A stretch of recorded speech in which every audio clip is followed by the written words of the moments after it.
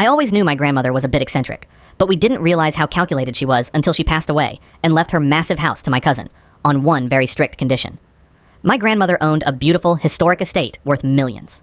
In her will, she left the entire property to my cousin, Liam, but specified that he had to live in the house for exactly 6 months before he could legally sell it or inherit her money. The rest of the family was jealous, but Liam was thrilled.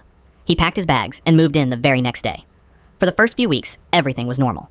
But then, Liam started noticing weird details around the house.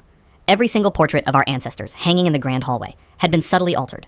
In every oil painting, the eyes of the family members had been painted over with a very specific shade of bright blue, a shade that nobody in our family naturally has. Liam got curious and started digging through the mansion's historical archives in the attic. He found old medical records, DNA tests, and private letters dating back 40 years. As he read through them, the horrific truth began to piece together. My grandmother hadn't been faithful to my grandfather. In fact, 3 out of her 4 children, including my own father, were not my grandfather's biological kids. They were the result of a long-term affair with her private estate lawyer, a man who possessed those exact piercing blue eyes. But the real twist came on the final page of her diary. My grandmother knew that the family would greedily fight over her will. She explicitly wrote that she set up the 6-month living condition because she knew Liam would explore the house, find the hidden archives, and uncover the secret. Yesterday, Liam called a mandatory family meeting in the grand dining room.